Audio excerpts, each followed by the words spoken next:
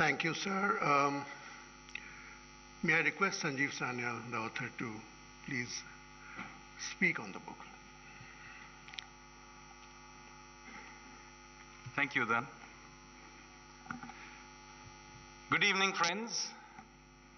Let me begin by thanking the Honorable Union Minister of Home Affairs, Shri Amit Shah ji, for taking time from what I know is an extremely packed schedule to come today to help me launch this book. Let me also thank Samir Saran, dear friend, for agreeing to discuss this book a little later with me. Anant Padmanabhan and his team at HarperCollins for helping me put this book together, particularly Udayan and Swati, my editors. Ujjaini and Saurav for giving the final form to the book, including the cover. Aman for putting together this event. I'd also like to thank the many people who helped me with many anecdotes, family relics and so on for putting this book together. So let me thank also my cousin Saurabh Sanyal for photos and letters of his grandfather and of Raj Bihari Bose. Meenal and NMML archive team for helping me discover a box of guns of the Revolutionaries which had been lying around forgotten in the archives here. In that box, incidentally, we found several rifles, bullets, some of which are shown on the cover, by the way, a Mauser pistol, and an unexploded bomb, which thankfully we diffused. All of this is now on display in the Biplobi Bharat Museum in Victoria Memorial in Kolkata. I would also like to thank Ashok Pal, who helped me. Where is he? Is he here somewhere? There he is. He went with me to Nadia in West Bengal, and we traveled across the district to many of the homes of some of these revolutionaries that are there in the book. Big thanks to Savitri Kankoji Soni, who a big thanks to her because she introduced me to the world of her father, Pandurang Kankoji, a remarkable character who was not only a person who was a revolutionary, who fought in many places, of all places, against General Dyer in Persia during the First World War, but is also remarkably the father of the Green Revolution. Finally, let me thank my wife Smita and son Dhruv for putting together the theme song using the third and fourth stanzas of Bande Mataram, which you just heard. As you can imagine, this particular book is quite emotional for me. In many ways, there are stories in here that I have grown up with because, as some of you will realize, several of these characters are related to me directly either through my mother's or father's side. But that's not the only reason I wrote this book. I wrote the book because I felt somehow, like many of you, that the story of India's freedom struggle is somehow incomplete. I always felt that. You get the impression from the official story that we Indians politely asked the British to leave and they left. That is not the entire story, unfortunately. There is another story of continuous armed resistance to the British going back to the 18th century. This book deals with the last 50 years of that resistance, and what a story it is of spies, of adventure, of assassination plots, of absolute treachery. So, quite apart from any nationalist feeling you may have, it's a fantastic story to read just because of the amazing adventures of these characters and amazing things that they were willing to do. Also, I thought it was important because although some of these people who put up this extraordinary resistance to the biggest empire on the planet, these events are, by the way, not a long time ago. This is not ancient events. These are events, some of which happened within living memory. So these names have not been forgotten. People still know the name of Raj Bihari Bose or Netaji Subhash Chandra Bose or of Bhagat Singh, Ajit Singh and so on. But the impression you get from reading our textbooks is that they were individual acts of bravery that was somehow unconnected to the wider story. At best, they were a side story, got in the way of the main movement, which was the passive movement of non-violent resistance. Unfortunately, that is not the story you come across when you begin to actually dig through the archives, look at the conversations that the British themselves were having, and of course the conversations that was happening in the public discourse at that time. The revolutionaries were very much a part of public discourse, of the thinking of the British intelligence of that time. And then, even to understand the Indian National Congress itself, you need the story of the revolutionaries. In fact, the Indian National Congress had lots of different streams, which included, by the way, many of these revolutionaries. They were powerful enough inside the Congress that Netaji Subhash Bose was able to win an open election against the Gandhians. And of course, it's a different matter that he was later on pushed out through backroom channels. But the fact is that even within the Congress, the revolutionaries were able to hold their own. And this sort of story of the revolutionary resistance, unfortunately, was almost deliberately suppressed after independence. The reason for that is not far to seek. Almost all the senior members of the revolutionary movement were dead by this point in time. Whether it's Raj Bihari Bose or Sachindranath Sanyal or Bismil, Netaji had gone missing or dead, depending on your belief. The fact is, when India became independent, there was no revolutionary leader of stature who could kind of be a part of the conversation. And as a result, a particular stream of the Congress party took power. And perhaps it's human that they would emphasize their own role.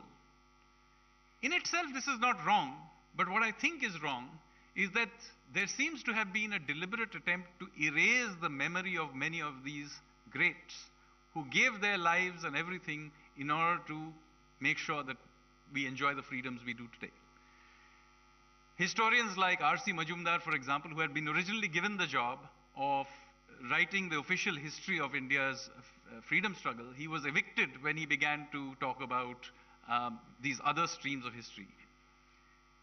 Moreover, it is important to remember that the revolutionaries were not just doing their little bit. They were linked to peasant movements like the Eka movement led by Madari Pasi. They were linked to tribal revolts like those led by Alluri Sitarama Raju, now made famous by RRR. But a person, again, much forgotten till this movie came along. So this is a much larger story. Unfortunately, independent India did not give them their due credit. The soldiers of the INA, the sailors of the naval revolt of 1946 were not taken back into the Navy and Army after independence. They were not even recognized for decades as being freedom fighters. It's only very recently that they were given a recognition, and it's only 2 years ago that for the very first time that INA veterans were actually taken for a parade. The few that are still alive today were taken for a parade down the Republic Day, down Kartavya Marg, then called Rajpath. So this book really is my humble tribute to this extraordinary effort all these people did. This was a big effort involving tens of thousands of people, not only within India, but across the world.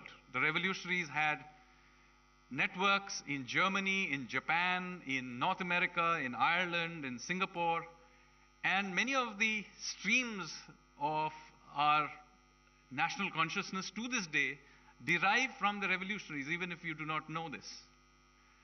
And this is across the political spectrum, whether it is the CPI or the RSP on the left, or the RSS on the right, and many streams of the Congress in between. Many of them have their origins in this revolutionary movement. It is even true, incidentally, of those who oppose India. Not many of you may realize that the Khalistani movement has its origins in the British attempt to subvert the Ghadarites.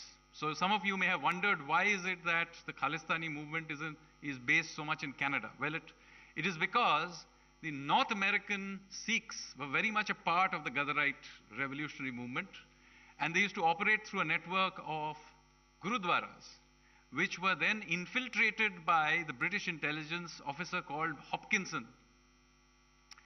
And large amount of money was spent in trying to separate the Sikhs from the Hindus and from the revolutionaries. And in a court in Canada, Hopkinson was shot dead by a Gadarite called Meva Singh. Now, I'm quite certain there almost nobody in this audience who actually has heard of Meva Singh. But Meva Singh actually shot dead Hopkinson back in, I think it was 1914 or 1915. So there are all these interesting characters in this book. I hope some of you will enjoy it, and I look forward to your feedback. Thank you very much.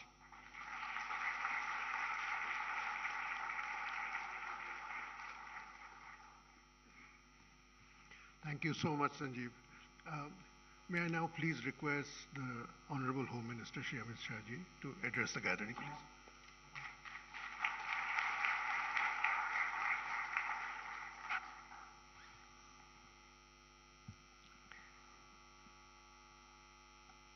आज के कार्यक्रम में मंच पर उपस्थित श्री संजीव सान्याल जी, doctor Saran और इस सभागार में उपस्थित सभी भाइयों और बहनों, सबसे पहले तो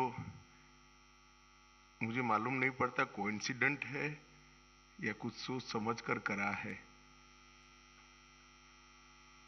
इस पुस्तक का विमोचन इस सभागार के अंदर रखा है, सोच समझ कर रखा है या कोइंसिडेंट है।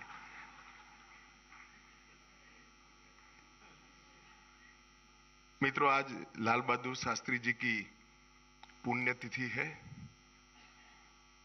सबसे पहले मैं महान देशभक्त हमारे प्रधानमंत्री लाल बहादुर शास्त्री जी, जिन्होंने देश को सही रास्ते पर चढ़ाने के लिए देश की कई सारी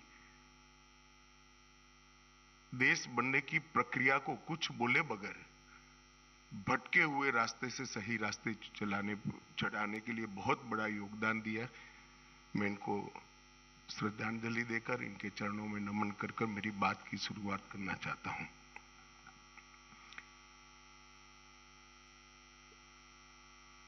Revolutionaries, the other story of how India won its freedom. ये अदर स्टोरी शब्द लिखना पड़ा, यही ये पुस्तक का सार है, क्योंकि एक ही स्टोरी नैरेटिव के अंदर हमारे जनमानस पर हैमर कर कर कर कर इसको प्रस्तापित किया गया है। एक ही दृष्टिकोण जनमानस में शिक्षा के माध्यम से, किंवदंतियों के माध्यम से, इतिहास के लेखन के माध्यम से थोपा गया है। जो दृष्टिकोण थोपा गया है, मैं ऐसा नहीं कहता कि अहिंसक आंदोलन का देश की आजादी में कोई योगदान नहीं है या वो इतिहास का हिस्सा नहीं। वो बहुत मजबूत हिस्सा है और बहुत बड़ा योगदान है अहिंसक आंदोलन का। और कांग्रेस के नेतृत्व में जो मूवमेंट चली, वो मूवमेंट का बहुत बड़ा योगदान है देश की आजादी में, परंतु और किसी का नहीं है, ये नैरेटिव ठीक नहीं है। और मुझे लगता है कि सन्याल जी का ये पुस्तक वो नैरेटिव में बहुत बड़ी दरार डालने का, एक अन्य स्वतंत्र विचार को लोगों के सामने रखने का काम करेगा। ये बहुत उपयोगी है, कम से कम आने वाली पीढ़ियों के लिए, क्योंकि देश के आजादी का एनालिसिस अगर करते हैं तो ढेर सारे लोगों ने, ढेर सारे विचारों ने, ढेर सारे संगठनों ने और ढेर सारे मार्गों ने भी एक ही गंतव्य स्थान के पर जाने के लिए, एक ही लक्ष्य पर जाने के लिए प्रयास किया था। और वो सबका सामूहिक फल है हमारे देश को आजादी मिलना। इतिहास को बारीकी से पढ़ना और इतिहास का जो संदेश है वो आने वाली पीढ़ियों में सटीक तरीके से देना, ये हर पीढ़ी का दायित्व होता है। और मुझे लगता है कि संजीव सान्याल ने अपने दायित्व का बहुत अच्छे तरीके से निर्वहन किया है और आने वाली पीढ़ी के लिए एक नए नैरेटिव की शुरुआत हो, एक रचना हो, इसके लिए एक पीठिका तैयार करने का काम संजीव सान्याल ने किया है। मैं संजीव भाई को बहुत बहुत मित्रों, आजादी का अमृत महोत्सव है, उसका वर्ष है। 75 साल हो गए हमारी आजादी को। मोदी जी ने इस 15 अगस्त को पंच प्राण की बात की है।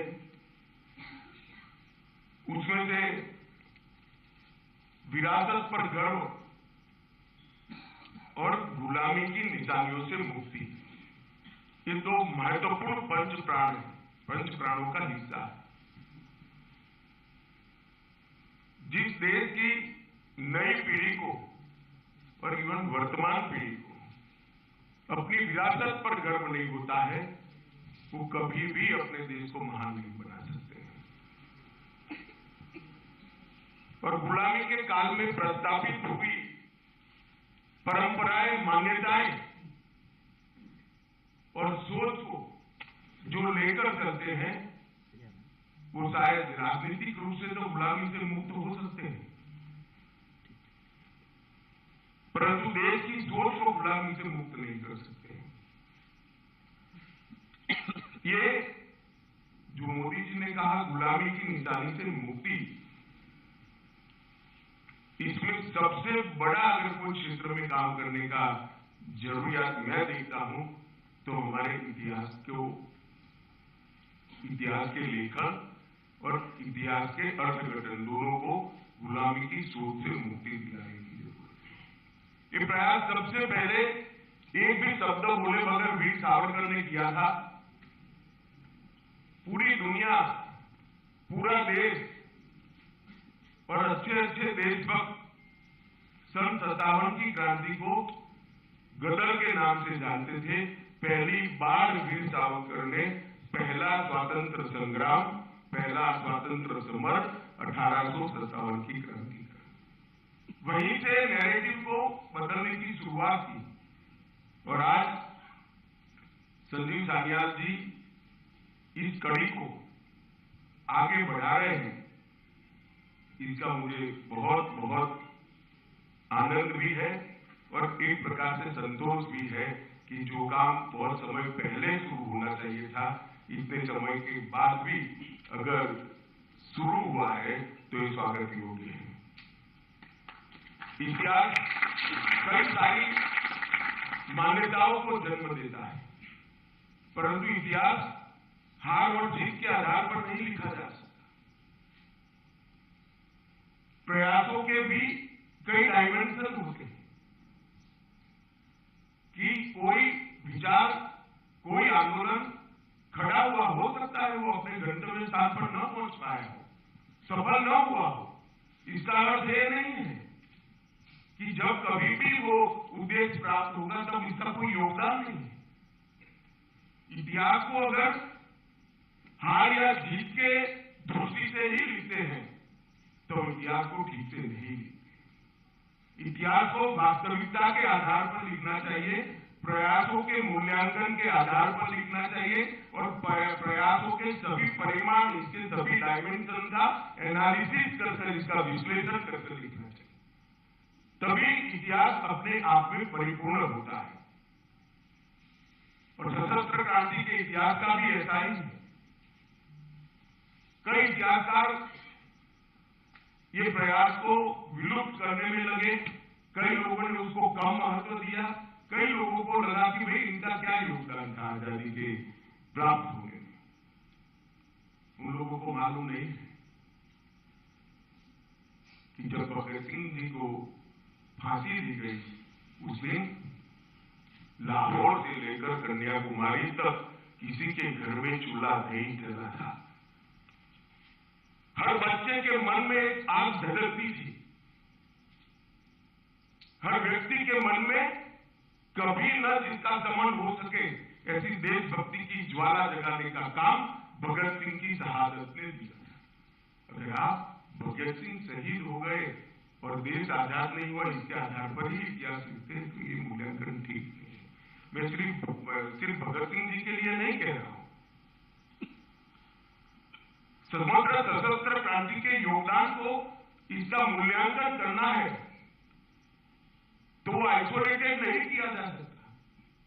मेरे जैसे कई लोग मानते हैं कि सशस्त्र क्रांति ने जगाई हुई देशभक्ति के ज्वाला के आधार पर ही कांग्रेस का आंदोलन सफल हुआ।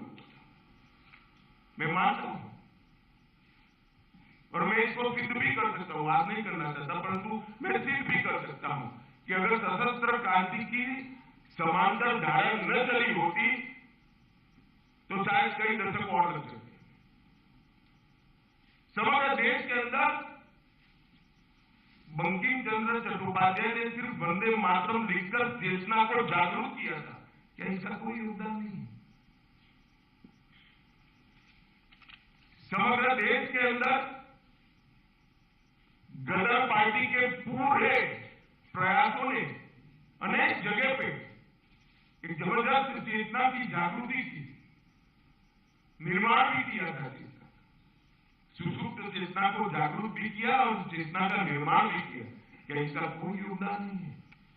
इतिहास के अंदर उसको इस प्रयासों का जो उचित सम्मान मिलना चाहिए था दुर्भाग्य से नहीं मिला। क्योंकि राजनीतिक क्षेत्र में हूं, इससे ज्यादा इसकी मीमांसा करना नहीं चाहूंगा क्योंकि वरना अकारण ही ये राजनीतिक विषय बनेगा। परंतु आजादी के बाद जिनकी जिम्मेदारी थी हमारे इतिहास को हमारे दृष्टिकोण से लिखने की, आजादी के बाद जिनकी जिम्मेदारी थी कि हमारे स्वतंत्रता आंदोलन को भारतीय दृष्टिकोण से मूल्यांकन करके युवा बच्चों के सामने रखने की, मुझे लगता है इसमें कहीं न कहीं चूक हुई है। अंग्रेज तो चले गए थे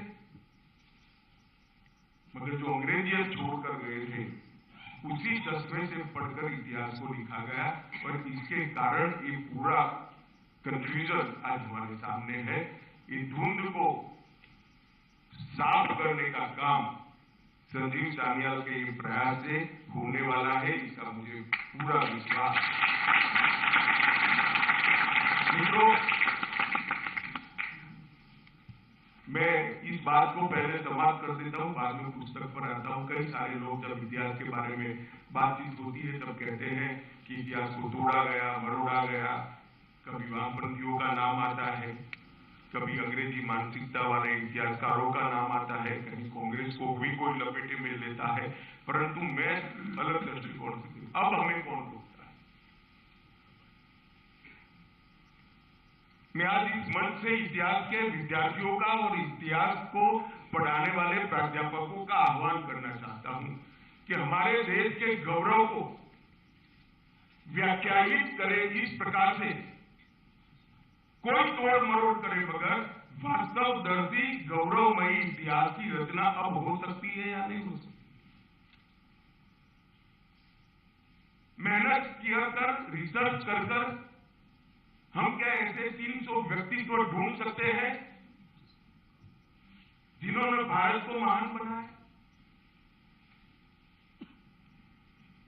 एक गलत अवधारणा इतिहास से सर्जित हुई, जो इतिहास हम लोग पढ़े हैं कि पहला साम्राज्य मुगल साम्राज्य बनने के बाद ही हुआ। ऐसा नहीं है।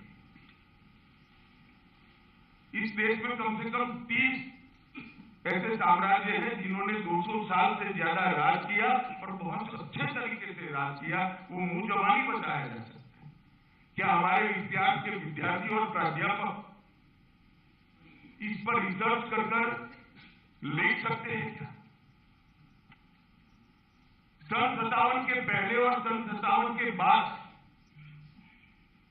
कभी भी इस देश के किसी भी कोने ने अंग्रेजों को स्वीकारा नहीं है। एक एक इंच जमीन के लिए उनको संघर्ष करना पड़ा है, लड़ना पड़ा। ये क्या संघर्ष नहीं है आजादी बरकरार रखने का, आजादी को बचाकर रखने का? इसको क्या इतिहास में शामिल नहीं मिलना चाहिए? ढेर सारे ऐसे लोग थे जिन्होंने सन 57 की क्रांति के लिए कुछ न प्राप्त होने की स्थिति में भी ये लड़ाई लड़ी। और मैं मानता हूं कि सन 57 की लड़ाई ने ही इस देश की जनता के मन में स्वराज के संस्कार शिवाजी महाराज के बाद पहली बार डालने का अगर कोई प्रयास ने काम किया तो 1857 की क्रांति ने किया। और वहीं से हमारी आजादी की लड़ाई की भूमिका वहीं से शुरू, इसकी नींव वहीं से डली गई।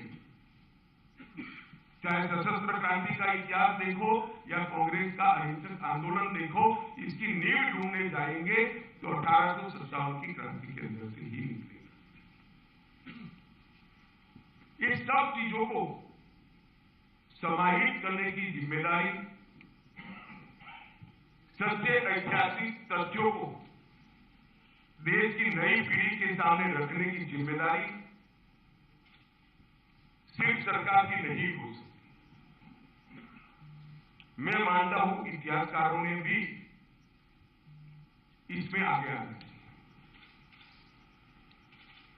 सान्याल का भारत और भारतीयता का लिए जो जुनून है वो देखकर मैं कई बार सोचता हूं, एक बार मुझे मिलकर निकले नॉर्थ ब्लॉक में, मुझे विचार है ये व्यक्ति कभी निराश तो नहीं हो जाएगा,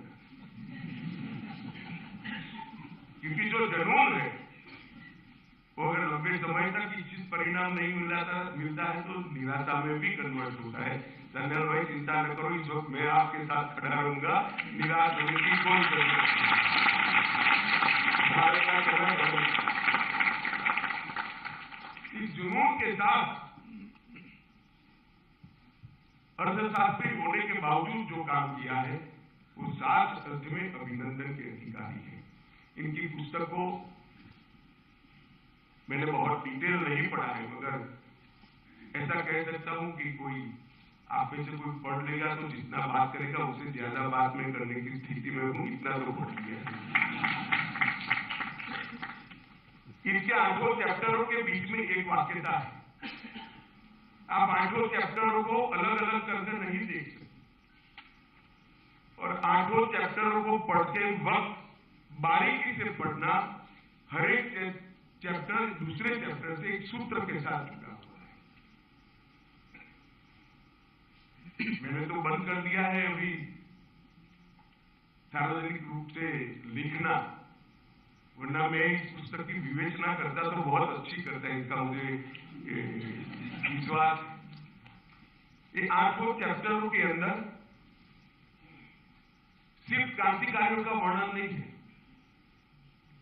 क्रांतिकारियों के आदर्श, क्रांति की सोच की व्याख्या, उनकी मानवीय भावनाएं और उन्होंने अनुभव की हुई त्रासदी, इस सभी को बहुत अच्छे तरीके से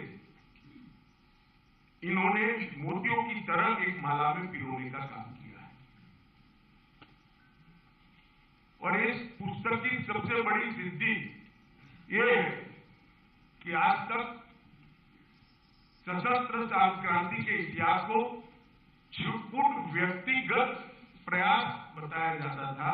ये पुस्तक पढ़ने के बाद आप सबके मन में स्पष्टता हो जाएगी, ये छुटपुट व्यक्तिगत प्रयास नहीं था, बहुत अच्छे तरीके से एक सोच के आधार पर किया गया सामूहिक प्रयास था, परंतु संख्या कम थी इसलिए छुटपुट दिखाई पड़ा। क्योंकि सशस्त्र क्रांति करने के लिए कोई भी बड़े से बड़ा डर जाएगा, अंततः गतवा एक घटना के अंदर ही होगा, और जब घटना का पर्दाफाश होता है तो बाकी सारे लोगों का अदृश्य हो जाना रणनीति का हिस्सा है। परंतु बहुत बखूबी से इन्होंने इसको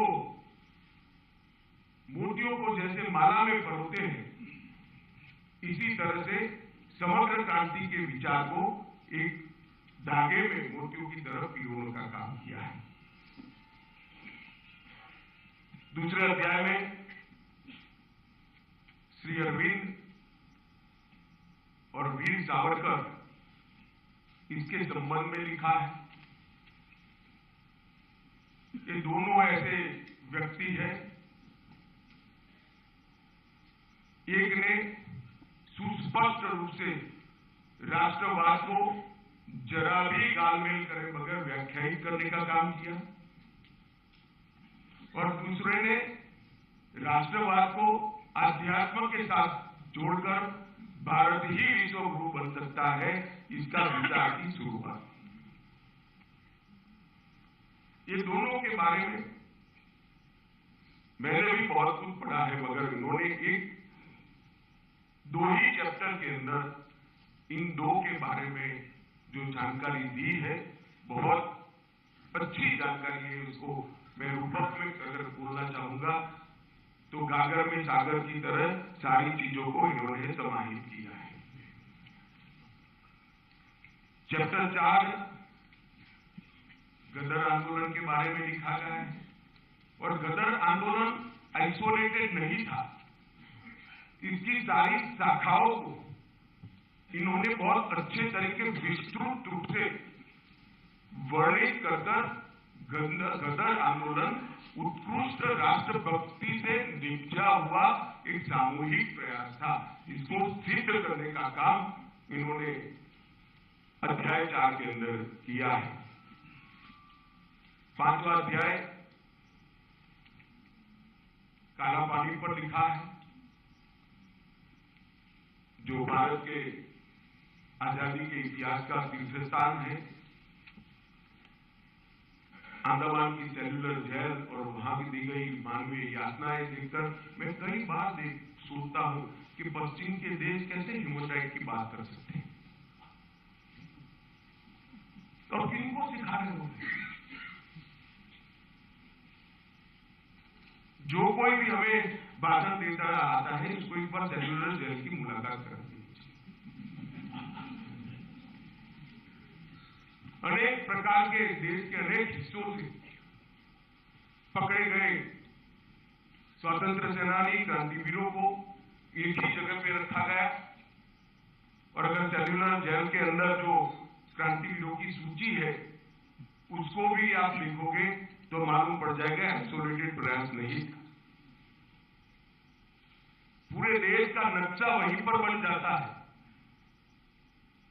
वो जेल में आज भी एक महिला कर्मी है, उसने हर जेल से आए हुए आजादी के लड़ाकों का नाम लिया, प्रदेश लिया, और उसको जोड़कर पूरे भारत का नक्शा बनाया। एक भी प्रदेश बाकी नहीं है।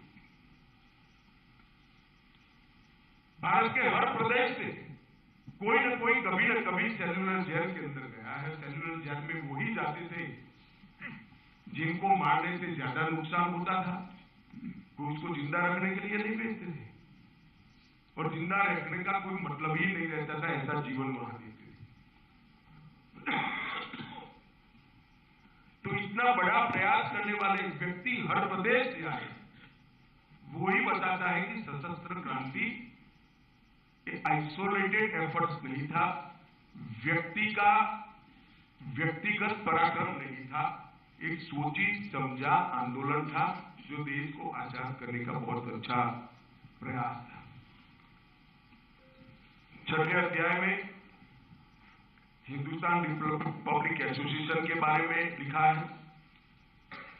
अंतिम 2 चैप्टर चटगांव शस्त्रागार के छापे और नेताजी की लड़ाई के बारे में लिखे हैं।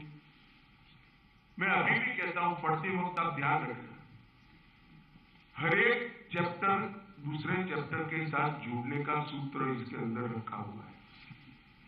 रखना तो क्या है ही, परंतु इसका वर्णन किया गया है। और 8 चैप्टर को अगर आप एक ही चैप्टर मानकर पढ़ते हो तभी आपको मालूम पड़ेगा कि सशस्त्र क्रांति की अवधारणा क्या थी और सशस्त्र क्रांति करने वाले स्वभावगत हिंसा के पथ के अनुयायी नहीं थे। सशस्त्र क्रांति करने वालों के लिए हिंसा देश को आजादी दिलाने का जरिया थी, वो भी उत्कृष्ट मानवीय मूल्यों का अनुसरण करने वाले लोग। परंतु ये चित्रण जो कर दिया गया, वो चित्रण से हमारे इतिहास को और वो वीर क्रांतिवीरों को बहुत बड़ा अन्याय हुआ। मित्रों, मैं स्पष्टता से मानता हूं कि इस देश को आजादी दिलाने में साहित्यकारों का भी बड़ा योगदान है। देश के किसानों का भी अनेक किसान आंदोलनों के जरिए अंग्रेज हुकूमत को हिलाने का उन्होंने काम किया, जनजागृति की, इसका भी बड़ा योगदान। देश के हर कोने में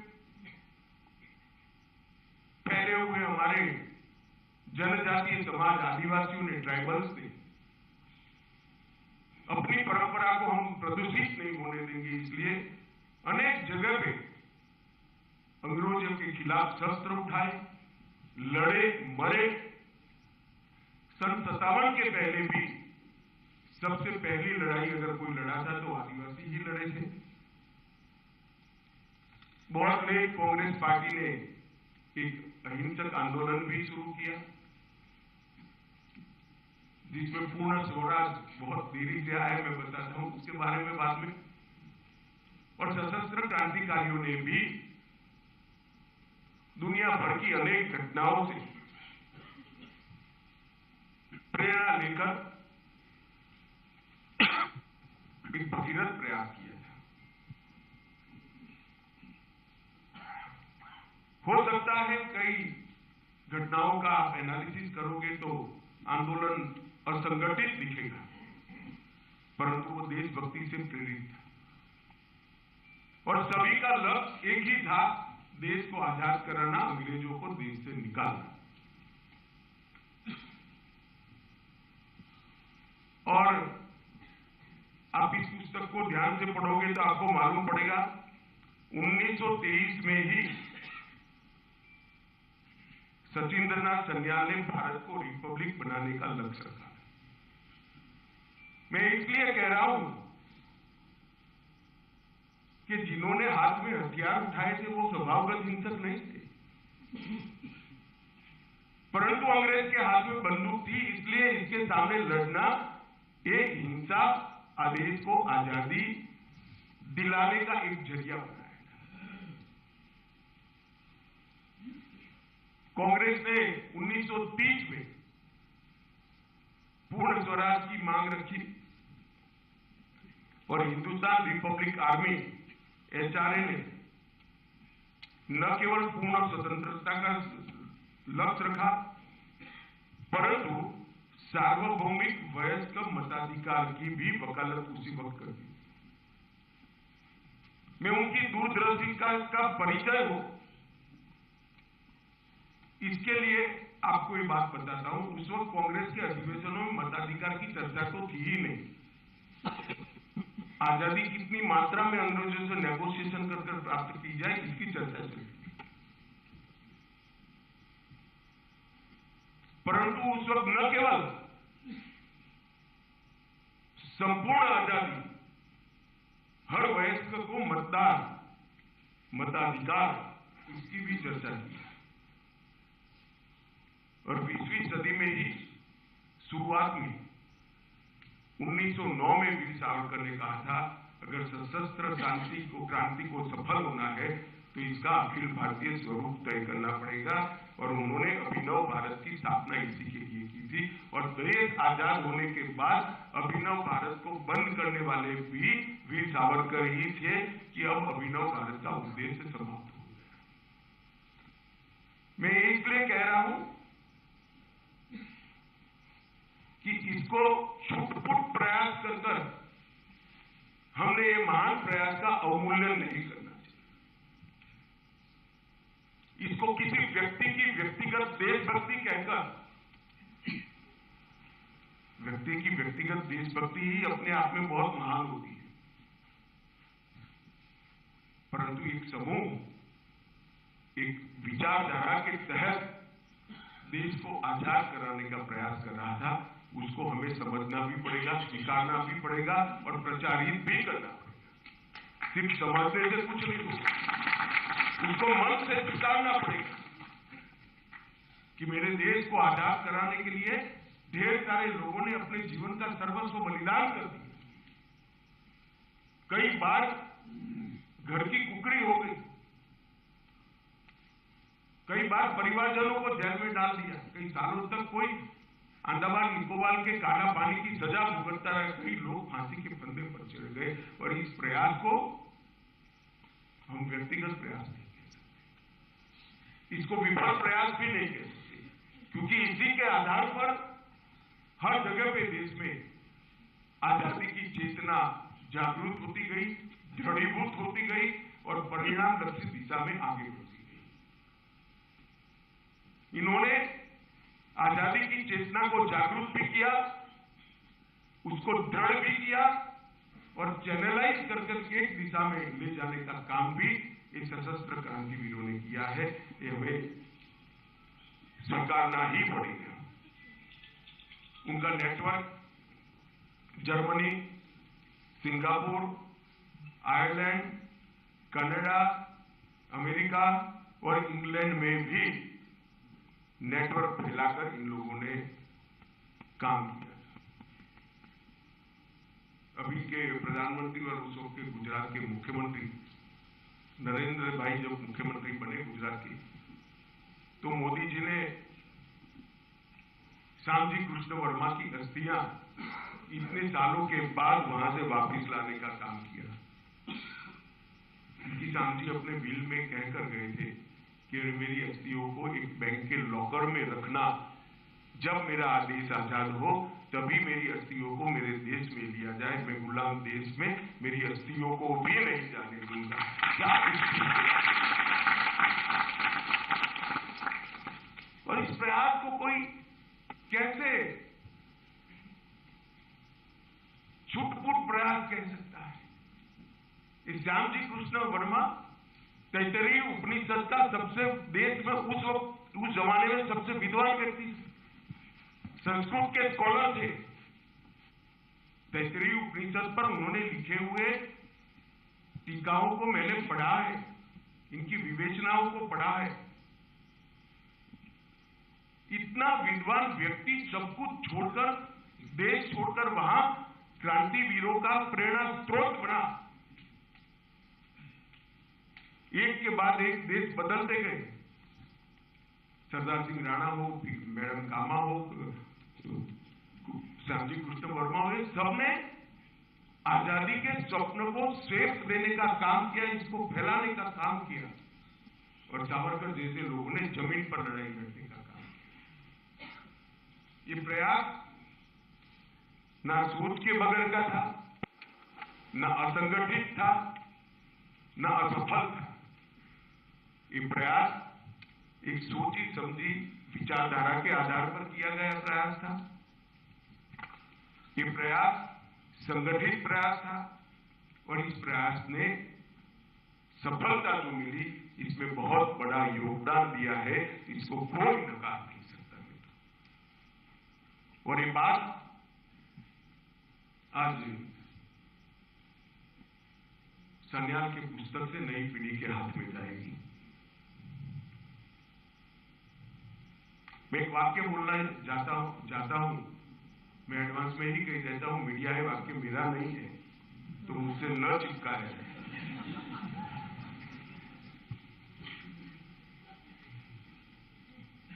आजादी के आंदोलन की दोनों धाराओं को कुछ लोगों ने उस जमाने में एक्सट्रीमिस्ट बनाम मॉडरेट ये व्याख्या कर दिया और अरविंद घोष ने उनको नेशनलिस्ट बनाम लॉयलिस्ट कर दिया।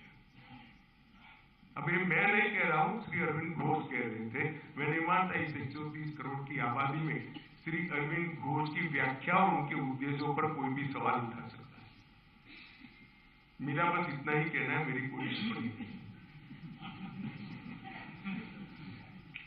मगर हमने इतिहास को एक्सट्रीमिस्ट बनाम मॉडरेट की धारा से निकालकर वास्तवदर्शी बनाना। अहिंसक आंदोलन का भी योगदान है, इसको हम नकार नहीं सकते, परंतु इसका महिमा वर्णन करने के लिए हजारों हजारों लोगों की तपस्या, जीवन के बलिदान और कुटुंब के कुटुंब फना हो गए, इसको कैसे नकार सकते हैं? और उसको नकार कर देश का इतिहास नहीं बन सकता है।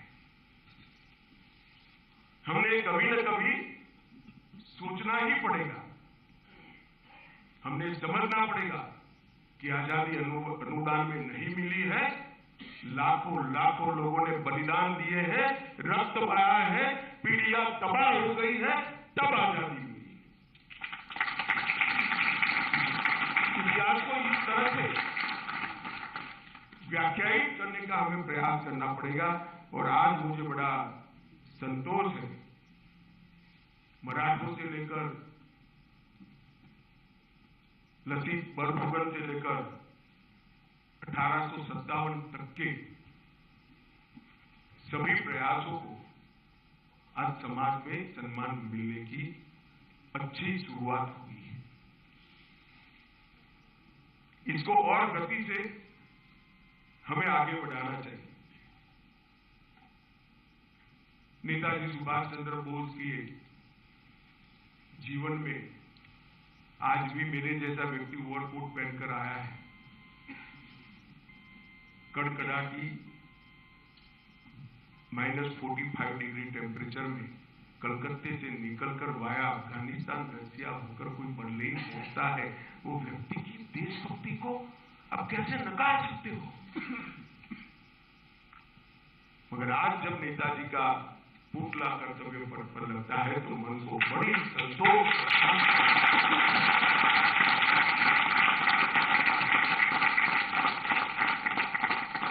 बड़ा संतोष होता है। चलो देर से ही सही, एक अच्छी शुरुआत हुई। नेताजी किसी की स्पर्धा में नहीं है, और स्पर्धा के भाव से नेताजी के कामों का और महान प्रयास का अवमूल्यन कैसे कर सकते हो आप? नेताजी तो वो तेज पुंज है जो पीढ़ियों तक हजारों हजारों युवा को देशभक्त बनने की प्रेरणा देगा और देश के लिए जान देगा।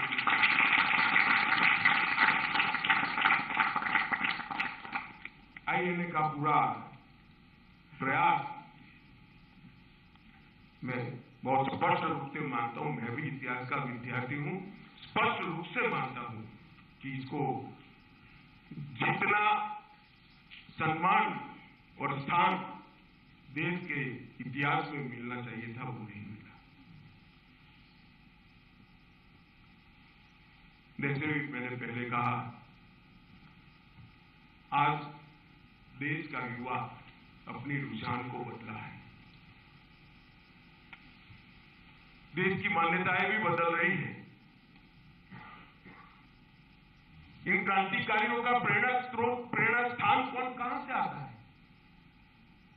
निश्चित रूप से ही शिवाजी महाराज, महाराणा प्रताप, लसीत बरफुकन, गुरु गोविंद सिंह जी, वीर दुर्गादास राठौड़, वहीं से आता है। और आज देश का युवा इस दिशा में सोचता भी है, इसको स्वीकारता भी है। ये सारे क्रांतिकारियों ने मैजिनी और गैरीबाल्डी से तो, क्योंकि उस जमाने में से तो सीखा ही सीखा, प्रेरणा ली, इसमें कोई आपत्ति नहीं। देशभक्ति की प्रेरणा दुनिया के किसी भी कोने से मिलती है तो लेनी चाहिए और इसको सैल्यूट करना चाहिए। परंतु इसके साथ साथ हमारे यहां भी एक बहुत बड़ा इतिहास पड़ा है। देश के लिए सालों सालों तक के संघर्ष करने वाले लोगों का इतिहास पड़ा है। वो ही हमारे क्रांतिवीरों के प्रेरणा स्रोत थे। भगत सिंह को जिन्होंने ध्यान से जो कुछ भी लिखा है उन्होंने, जो कुछ भी उपलब्ध है पढ़ा होगा, तो सावरकर की सन 57 की स्वतंत्रता संग्राम की पूरा प्रस्तावना उनके स्टेटमेंट का हिस्सा है। ऐसे ही एक्सीडेंटली नहीं होता है कि उस वक्त वो प्रतिबंधित पुस्तक थी, मगर उस पुस्तक से प्रेरणा लेने का मतलब है प्रतिबंधित पुस्तक को ढूंढा गया, पढ़ा गया और उसको अपनी प्रेरणा का स्रोत। ये वो बहुत बड़ी बात है। और जब भगत सिंह जी को फांसी लगाई गई,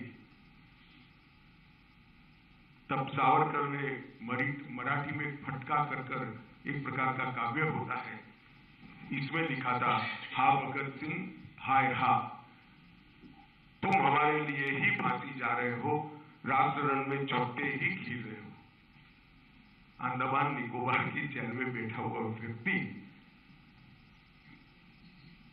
ये रिएक्शन दे रहा है। मित्रों, ये मैं इसलिए कहना चाहता हूं कि पूरा समय अंडमान निकोबार की जेल में निकालने के बाद बाहर हुए सावरकर अगर ये लिखते हैं, तो हमें होना चाहिए कि ये सब कोऑर्डिनेटेड एफर्ट से, एक ही विचार से पनपे हुए एफर्ट्स। और ये नैरेटिव को कुछ लोगों ने कुछ समय के लिए दबा कर रखा है, मगर मैं इन लोगों को कहना चाहता हूं, इतिहास बड़ा क्रूर होता है। इतिहास को कोई तोड़ भी नहीं सकता, मरोड़ भी नहीं सकता। इतिहास घनघोर अंधेरी रात्रि में बिजली की भांति चमकता है, भले सैकड़ों वर्ष के बाद हजारों सूर्य जितना दैदीप्यमान होकर बाहर आता ही है, और उसको स्वीकार करना ही पड़ता। हमारे देश के स्वतंत्रता संग्राम के इस इतिहास को कोई दबा नहीं सकता, कोई लुप्त नहीं कर सकता, कोई छुपा नहीं सकता।